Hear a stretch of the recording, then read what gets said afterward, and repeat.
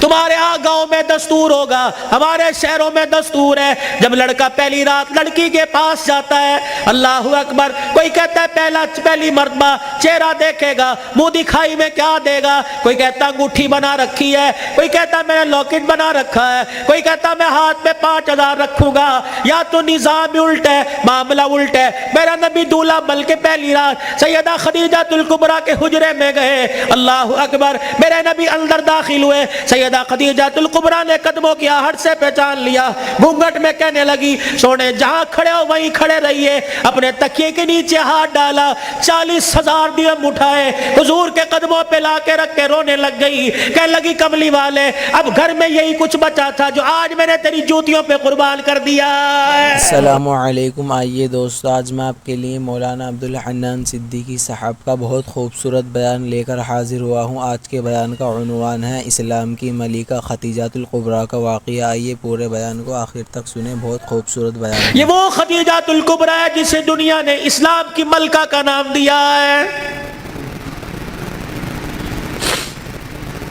اسی کی بیٹی سیدہ فاطمہ الزہرا رضی اللہ تعالی عنہ، کائنات کے اندر بڑے بڑے جوڑے آئے لیکن اللہ کی قسم فاطمہ علی سے بڑھ کے جوڑا کوئی نہیں آیا ہے۔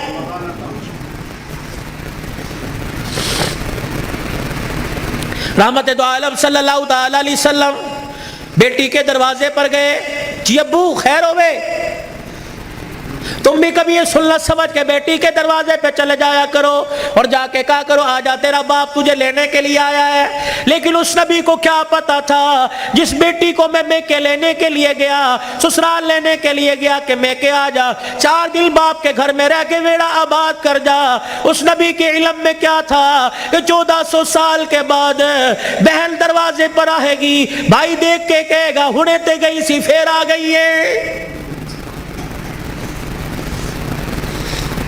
کچری بہنوں کو روتے دیکھا، بھائیوں کو فون کر کے کہتی ہیں ابا جی نے مرن تو بعد ایک مرتبہ بھی تو نے بلانے کا فون نہیں کیا ہے۔ او لوگو چھٹیوں میں بہن کو بلا لیا کرو، عید تہوار میں بہن کو بلا لیا کرو، رب ذوالجلال کی قسم ہے تمہارے گھر میں آ کے بہن کھائے گی، پروردگار عالم بہن کے کھانے کی برکت سے اللہ تیرے رزق میں اضافہ فرمائے گا۔ ماں باپ کو کھلانے سے، بہن بھائیوں کو کھلانے سے اللہ کی قسم گھر کے اندر برکت آیا کرتی ہے، بے برکتی نہیں ہوا کرتی، گھر کے اندر رزق میں عزت میں اضافہ ہوا کرتا ہے۔ اے فاطمہ آجا، بہت دن ہو گئے، 4 دن باپ کے گھر رہا، اللہ اکبر، تیرا باپ تیری جدائی برداشت نہیں کرتا۔ سیدہ فاطمہ نے ابو جان کا ہاتھ پکڑا، رحمت والے نبی صلی اللہ تعالی علیہ وسلم کا ہاتھ پکڑا، اندر لے گئی، کہنے لگی ابا جان جانے کو تیار ہوں لیکن مجھے ایک بات بتلاؤ، جب آپ نے مجھے اپنے گھر سے علی کے ساتھ رخصت کیا تھا، میرا سر اپنے سینے پہ رکھ کے کہا تھا بیٹی اب تیرے پر میرا اختیار نہیں چلے گا، اب تیرے پر علی کا اختیار چلے گا، آج کے بعد تو میری مرضی کی مالک نہیں علی کی مرضی کی مالک ہے، وہ کہے گا اٹھ جا تو اٹھ جائیو، وہ کہے گا بیٹھ جا تو بیٹھ جانا۔ ابا جان آپ نے کہا تھا کہ جی ابا جانے کو تیار ہوں لیکن علی گھر میں کوئی نہیں، میں نے نہیں پوچھا تھا کہ علی ابا لینے آ جائے تو تیری بغیر اجازت کے جا سکتی ہوں کہ نہیں، ابا بیٹھ جائیو، اگر علی کہہ دیں گے چلی جا چلی جاؤں گی، اگر منع کر دیا تو میرے ابا جان آپ ناراض نہ ہونا۔ لاؤ ایسی زندگی جس کو تم دلہن بنا کے، جس کو تم 10 سولے سونا چڑھا کے گھر لے کے آئے ہو، سوٹی اٹھا کے کھڑی ہوگی، زبان درازی کرے گی، کہے گی اچھا ماں باپ کے گھر میں جانے کے لیے تیرے سے پوچھنا پڑے گا۔ اے علی رضی اللہ عنہ اپنی بیوی فاطمہ سے کہہ دے تیری بغیر اجازت کے تیری بیوی کو گھر سے باہر کوڑا پھینکنے کی بھی اجازت نہیں ہے۔ سامنے خالد بن ولید رضی اللہ تعالیٰ عنہ کا مکان تھا، اے علی تیری بغیر اجازت کے تیری بیوی فاطمہ کو سامنے دروازے میں کھڑے ہو کر خالد بن ولید رضی اللہ عنہ کی بیوی سے بات کرنے کی بھی اجازت نہیں ہے۔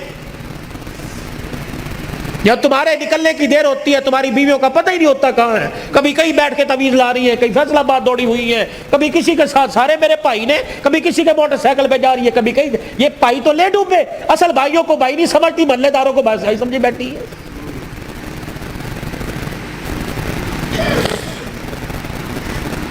جب شریعت اجازت نہیں دیتی کہ بچہ 10 سال کا ہو جائے، 11 سال کا ہو جائے، تو بہن کو اجازت نہیں بھائی کے پاس بیٹھ سکے، بھائی کو اجازت نہیں بہن کے ساتھ لیٹ سکے، بہن کے جسم کے ساتھ اپنا جسم لگا سکے۔ جب 11 سال کا بھائی بہن کے ساتھ جسم نہیں لگا سکتا تو تجھے محلے دار کے موٹر سائیکل پہ بیٹھ کے شہر جانے کی اجازت کس نے دی ہے؟ مولانا بشیر صاحب صحیح کہہ رہا ہوں؟ ابا جان ناراض نہ ہونا، نبی بھی نبی تھے، ہائے کہ میرے علی میں فرق ہی کوئی نہیں، علی کہاں میں کہاں، اب تجھے لے جانے کے لیے علی سے اجازت لینی پڑے گی۔ چپ کر کے گھر کے کونے میں بیٹھ گئے، کب آئے گا کب آئے گا، کہاں؟ اتنی دیر میں سیدنا علی رضی اللہ عنہ نے گھر کے حجرے کا پردہ ہٹایا، ناک کی نتھیں پھلائی، فاطمہ ابا آئے ہیں؟ علی تجھے کیسے پتہ لگا؟ کہ ویڑا بتلا رہا ہے، نبوت کی خوشبو سے مہک رہا ہے۔ وہ بیٹھے، کیوں؟ کوئی غلطی تو نہیں ہوگی؟ نہیں علی میرا ابا مجھے لینے آیا ہے۔ تو گئی کیوں نہیں؟ علی تیرا انتظار تھا۔ فاطمہ میرا انتظار کیوں کیا؟ کہ تیرا حکم نہیں، اجازت نہیں، کہ تیرے باپ کے آگے میں کیا اجازت دوں گا؟ کہ علی بات اجازت کی نہیں، بات تیری مرضی کی نہیں، رب ذوالجلال کی قسم ہے اگر تیری اجازت کے بغیر آج چلی جاتی تو قیامت کی صبح تک میرے باپ کی نبوت والی پگڑی پہ لوگوں کی انگلیاں اٹھ جاتی۔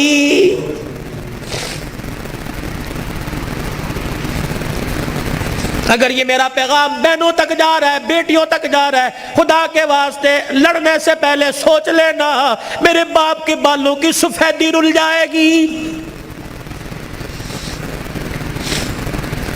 گھر کے اندر زور زور سے بولو گی، محلے والے کہیں گے فلانے دی تینے ویکی تماشا لگا رکھا ہے، رب اکبر کی قسم ہے تیرے باپ کی پگڑی رل جائے گی۔ میری بہنوں میری بیٹیوں روکھا سوکھا کھا کے گزارا کر لو، چرپائی نہیں زمین پہ لیٹ کے گزارا کر لو، گرمی کے پتلے لون نہیں سردی کے موٹے کھدر پہل کے گزارا کر لو۔ رب اکبر کی قسم ہے آج سسرال میں ماں باپ کی عزت بچا لے، کل قیامت کے دل میدان محشر میں اللہ تیری عزتیں بچائے گا۔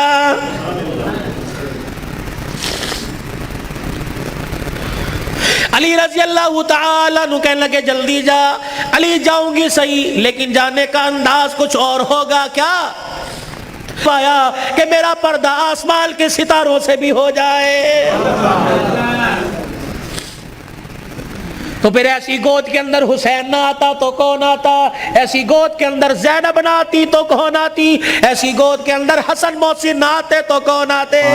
ماشاءاللہ بہت خوبصورت بیان تھا، اور ایسے ہی خوبصورت بیان سننے کے لیے ہمارے چینل کو سبسکرائب کریں اور ویڈیو کو لائک کریں۔